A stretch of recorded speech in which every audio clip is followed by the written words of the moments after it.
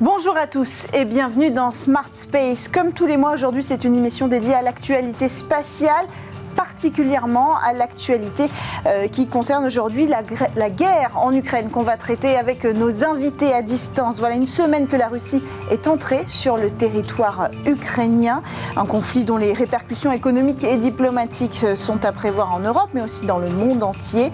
Répercussions qui n'épargnent pas le secteur spatial. Alors je vous propose deux parties aujourd'hui dans cette émission.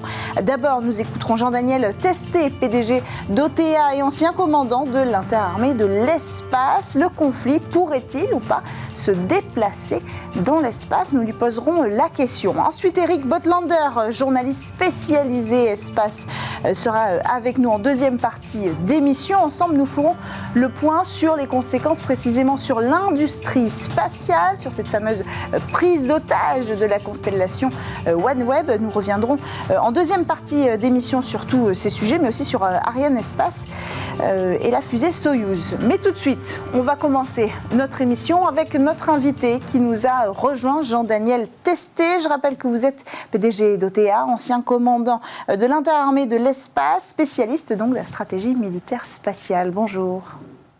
Bonjour. Alors, est-ce que l'espace, d'une manière ou d'une autre, prend déjà part à ce conflit aujourd'hui en Ukraine ? Alors forcément, je pense que l'espace est utilisé des deux côtés, on va dire, ou de tous les côtés. Aujourd'hui, ça a été médiatisé. La société Maxar américaine qui fait de l'imagerie a distribué, en particulier, je pense que la dernière distribution a été particulièrement vue par beaucoup de monde. C'était le fameux convoi russe qui descendait du nord vers Kiev, et donc qui a été diffusé sur tous les réseaux. Donc on voit très bien qu'aujourd'hui, l'imagerie spatiale en particulier fait partie du conflit, est partie prenante du conflit. Après, effectivement, les Russes ont depuis de nombreuses années, c'est une puissance, la Russie est une grande puissance spatiale, donc s'appuie sur ses moyens spatiaux pour, je dirais, contrôler des opérations et diriger des opérations comme n'importe quelle autre nation moderne de nos jours. Donc aujourd'hui, la Russie dispose de 165 satellites au total, tout confondu, civils et commerciaux. Les militaires, c'est un peu plus d'une cinquantaine, avec toute la panoplie que l'on connaît habituelle, c'est-à-dire de la navigation, un peu comme le GPS, donc c'est le système GLONASS russe qui a été modernisé ces derniers temps et qui maintenant est pleinement opérationnel, donc ça représente un peu plus d'une vingtaine de satellites. Après, il y a des satellites d'observation et de recueil d'informations, là il y en a un peu plus d'une dizaine, et puis ensuite, bien sûr, des satellites de télécommunications. Donc tout le panel est là pour supporter les troupes au sol, et je pense que sans avoir d'informations directes, mais une opération moderne aujourd'hui ne se conduit pas sans support spatial, et tout est en place pour que ce support spatial soit fourni aux forces en présence.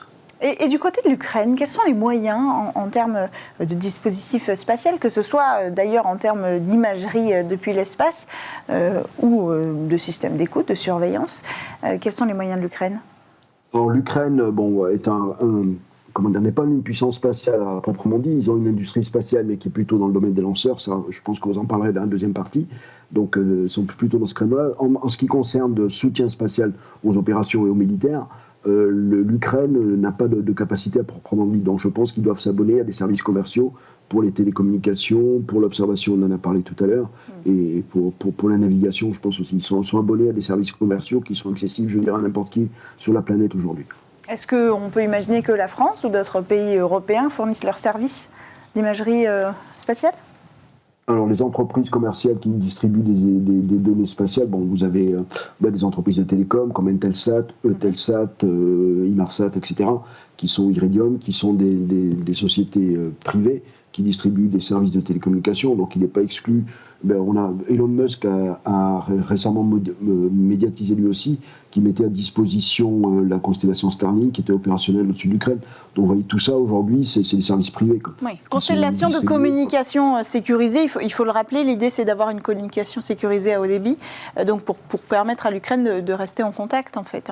Alors, je ne pense pas aujourd'hui que la communication Starlink en particulier soit particulièrement sécurisée, parce que ce sont des dispositifs qui sont offert, je veux dire, à n'importe quel client dans le monde. Donc, il n'y a pas de sécurité qui ne soit, surtout dans un conflit avec un pays comme la Russie, il n'y a pas de sécurité particulière, un niveau de sécurité, à mon avis, suffisant quoi, pour là, je m'avance un petit peu. J'ai pas de certitude, j'ai pas étudié le dossier, mais je ne pense pas, étant un service commercial, que Starlink dispose de systèmes très élaborés de protection des communications. En tout cas, pas élaborés autant que peuvent l'être des communications militaires à proprement dit. Oui. Alors, quelle serait la prochaine étape? Parce qu'évidemment, on a tous en tête le tir anti-satellite russe qui a été réalisé. C'était un essai seulement. Alors, en novembre, et lorsque la Russie a réalisé ce tir, il y a eu beaucoup de bruit. Non seulement parce que ça créait beaucoup de débris spatiaux, mais parce que ça rappelait cet aspect Far West, cow-boy de démonstration de force en termes de technologie spatiale. Donc, c'est un laser qui a détruit un satellite qui était russe, il faut le préciser. Est-ce qu'on peut s'attendre demain à voir la Russie détruire des lasers européens ou américains? Bon, honnêtement, je ne pense pas que la Russie s'amuse à ça. Moi, j'ai été surpris, pour dire clairement les choses. Jusqu'à présent, je dirais la Russie, qui est, comme je l'ai dit, une grande puissance spatiale, et je dirais la première, puisque chronologiquement, c'était la première, et donc ont quand même une expérience dans le domaine. Et donc, jusqu'à présent, une certaine retenue dans la mise en œuvre du spatial. J'étais très surpris et j'étais dans une conférence quelques semaines avant à Lyon et je disais qu'à mon avis, les Russes ne s'amuseraient jamais à faire ce que les Indiens ou les Chinois ont fait. Bon, je me suis planté parce que, pour dire un petit peu le contexte, parce que je ne pensais pas qu'effectivement ils soient capables d'aller produire des débris eux-mêmes, étant pleinement conscients de ce que ça provoquerait. Donc j'ai été surpris par cet essai russe, comme beaucoup d'autres dans le monde, peut-être un peu moins côté certains autres côtés, parce qu'ils devaient les suivre de façon beaucoup plus précise que je ne peux le faire dans la position que j'occupe aujourd'hui. Mais en tout cas, je pense que... moi, j'ai été surpris. Donc, il faut remettre ça dans un contexte plus général de dialogue stratégique. C'est-à-dire que c'était une démonstration de force, comme vous l'avez dit, pour démontrer concrètement la capacité, mais vraiment, et médiatiser cette capacité. Aujourd'hui, on n'en est plus là. Bon, aujourd'hui, on n'en est plus là, mais on n'en est pas là non plus. Je dirais je ne vois pas de raison, même si certains ont fantasmé. Alors, je peux me planter encore, comme je vous l'ai dit, je me suis trompé sur les Russes, donc je peux encore me tromper. Je ne suis pas devin, mais je me demande qui c'est qu'il est aujourd'hui, sur cette situation qui évolue de façon un peu, je dirais, inhabituelle. Donc, je veux dire simplement qu'il n'y a aucun signe aujourd'hui qui montre que les Russes soient dans un dispositif où ils iraient abattre des satellites. Et malgré qu'ils aient fait cet essai, je continue d'être persuadé qu'ils savent que ce serait une connerie énorme parce qu'ils ont des satellites, comme j'ai dit tout à l'heure, dans toutes les orbites. Donc aller produire des débris sur les orbites, des débris supplémentaires sur les orbites dans lesquelles ils ont des satellites, c'est aussi mettre en danger ces satellites-là. Donc je pense qu'ils ne sont pas bêtes non plus à ce point-là. On va terminer là-dessus. En ce moment a lieu l'exercice Astérix, qui est donc un exercice de simulation de situation de crise dans l'espace, concernant la France ou un allié de la France. Donc ça, c'est les scénarios qui sont envisagés. C'est le deuxième exercice aujourd'hui. Il se fait, je crois, en partenariat avec les États-Unis sur ce sujet-là. En tout cas, c'était le cas l'année dernière. C'est quand même assez fou en termes de timing de se dire qu'on est en plein exercice de simulation de crise dans le secteur spatial et qu'on a un conflit au cœur même de l'Europe aujourd'hui. Qu'est-ce qu'on peut en tirer? Est-ce que c'est au cœur, j'imagine, de toutes les... Il faut dire que les deux événements ne sont pas du tout liés, puisque l'exercice Astérix, comme vous l'avez très bien dit, est annuel et il était planifié de longue date à ce moment-là. Donc le conflit ukrainien est venu se rajouter. Donc c'est peut-être lui qui est... je ne dis pas qu'il est en rapport avec l'exercice Astérix, au contraire, pas du tout. Après dans le contexte, je dirais que comme l'année dernière, mais avec un niveau, je dirais, encore plus élaboré, puisque tous les ans on progresse. L'année dernière, c'était le premier, donc comme souvent on débroussaille un petit peu le terrain, on fait des bêtises et on les corrige la deuxième année. Donc, il y a des choses qui ne marchent pas parfaitement et donc on les corrige. Donc le deuxième vient et est beaucoup plus élaboré, beaucoup plus perfectionné et traite d'un panel de scénarios qui sont très complets et très complexes. Est-ce qu'ils sont proches de la réalité qui aujourd'hui rattrape un petit peu le secteur spatial? Comme j'ai dit tout à l'heure, aujourd'hui, il n'y a pas de signes tangibles qu'il y ait de l'activité particulière, à part l'activité habituelle, c'est-à-dire que le louche Olympe que l'on connaît, qui se balade depuis 2017, il continue sa balade. Bon, je dirais c'est de la routine, quoi. Donc, mis à part ce type d'activité, il n'y a pas forcément, à ma connaissance, mais une fois de plus, je suis prudent, je ne suis plus dans les opérations et parfaitement au fait des choses. Mais ce que j'en vois de l'extérieur, je ne vois rien, aucun signal en fait qui montre que les Russes ont envie aujourd'hui d'élargir le conflit à l'espace. Donc les scénarios qui sont traités dans le cadre de l'exercice Astérix, c'est des scénarios génériques qui visent surtout à entraîner les personnels et à entraîner toute la chaîne de décision nationale à la prise donc, de décision et à l'opération en cas des fois que nos satellites soient menacés. Voilà un petit peu le contexte. Oui, c'est important Voilà. C'est important de rappeler qu'on n'est pas encore en situation de guerre dans l'espace. Voilà, c'est important de conclure là-dessus avec vous, Jean-Daniel Testé. On espère effectivement que ces exercices préparés avec Astérix n'auront pas à être mis en œuvre, en tout cas le plus tard possible, si ça doit arriver. Merci beaucoup, Jean-Daniel Testé, d'avoir pris le temps de répondre à nos questions aujourd'hui dans Smart Space. Je rappelle que vous êtes le PDG d'OTA et ancien commandant interarmé de l'espace. On va poursuivre dans notre émission aujourd'hui. Effectivement, les tensions ne sont pas celles qu'on aurait pu imaginer dans l'espace, mais ici sur Terre, au niveau de l'industrie, les tensions commencent à se faire sentir. Plusieurs annonces sur lesquelles on va revenir.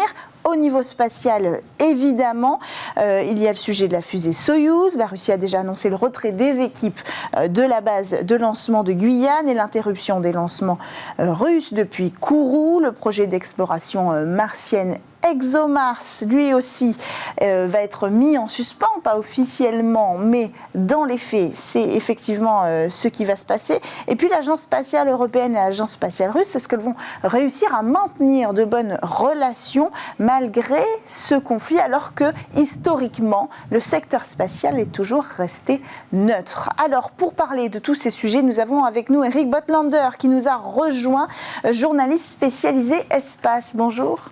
Bonjour. Bienvenue dans cette émission. J'ai évoqué un petit peu les problématiques qui vont aujourd'hui concerner l'industrie du secteur spatial. On peut commencer par celle qui fait le plus de bruit depuis quelques heures. C'est celui de la constellation OneWeb, qui est prise en otage d'une certaine façon aujourd'hui par l'agence russe Roscosmos. Est-ce que vous pouvez nous rappeler un petit peu les enjeux? Constellation OneWeb, qui est donc une constellation de satellites anglaises qui devait être desservie, en tout cas mise en orbite par la Russie. Racontez-nous. Alors OneWeb, c'est avant tout un opérateur de satellites.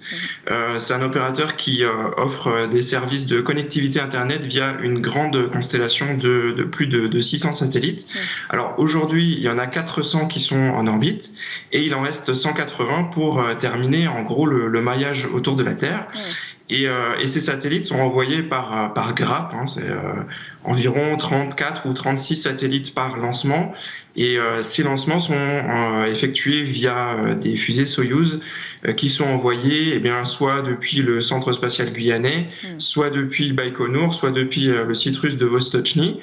Et ces fusées sont commercialisées via Arianespace. Donc, il reste aujourd'hui 5 lancements à effectuer pour environ 180 satellites. Et le problème, c'est que au niveau du calendrier, l'invasion de l'Ukraine par la Russie est arrivée au moment où une de ces grappes de 36 satellites est arrivée sur son pas de tir. Donc la fusée a été emmenée sur son pas de tir hier. Et le problème, c'est que c'est hier que Roscosmos, par la voix de son directeur général Dmitry Rogozin, a commencé un petit peu à négocier, à revenir sur ces conditions pour pouvoir envoyer cette constellation en orbite. Donc si je résume les exigences de Roscosmos, c'est de dire ok, on va lancer OneWeb, mais à une condition, que l'Angleterre sorte du board de OneWeb. Alors il faut à la fois que OneWeb puisse prouver que ces satellites ne seront pas utilisés pour des objectifs de défense. Donc ça déjà, ça va être assez difficile parce qu'ils offrent en gros un accès à Internet. OneWeb n'est pas forcément responsable de ce que font ses clients avec cette connexion et ne va probablement pas d'ailleurs donner la liste de ses clients à Roscosmos. Je pense pas que ça puisse se faire. Et puis la deuxième condition, ce serait effectivement que l'Angleterre, le Royaume-Uni, qui est actionnaire de OneWeb à hauteur d'environ 40%, cède ses parts, puisque la Russie et le Royaume-Uni sont en France en ce moment. Le secrétaire général de ces questions de transport au Royaume-Uni a affirmé hier qu'il n'était pas question que le Royaume-Uni cède ses parts. Et donc, la crise continue. Le lancement est toujours pour le moment prévu vendredi, mais tout le monde s'attend à ce qu'il soit annulé au dernier moment. On sent quand même une montée en tension entre les relations entre les différentes agences aujourd'hui. Et il faut dire que le directeur de l'agence Roscosmos, ça fait beaucoup parler de lui, notamment sur le sujet de l'ISS, avec un tweet où il menace en fait carrément de désorbiter l'ISS. Clairement, c'est dans les faits à peu près possible, même s'il y a quand même extrêmement peu de chances que ça arrive, puisque c'est la Russie qui réorbite tous les jours un petit peu l'ISS pour qu'elle ne soit pas attirée vers la Terre. Quand on a une escalade comme ça, est-ce que c'est crédible déjà? Et qu'est-ce que ça dit des relations pour la suite entre les agences européennes, américaines et russes?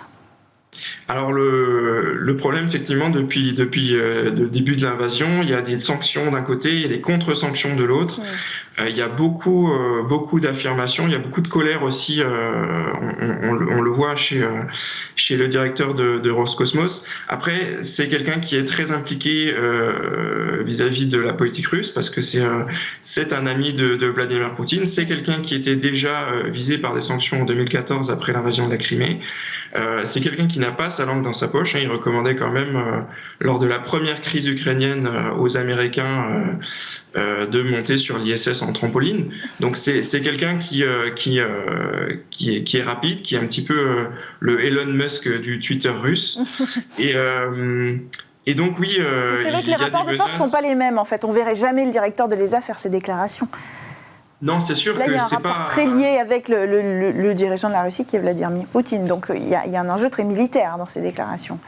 Il y a un enjeu qui est très martial, mais c'est parce que le rôle de Roscosmos couvre aussi les lancements qui sont militaires. C'est pas un petit peu comme l'ESA qui ne s'occupe que du programme civil, ou la NASA par exemple aux États-Unis qui ne couvre que le côté civil. Donc c'est quelqu'un qui a des pouvoirs beaucoup plus étendus, qui a des responsabilités beaucoup plus étendues et qui aussi est très aligné sur la politique de la Russie. Après, est-ce que ces menaces sont crédibles? Certaines ont tout de suite été mises en place. Par exemple, l'annulation des vols de Soyouz depuis le centre spatial guyanais en France.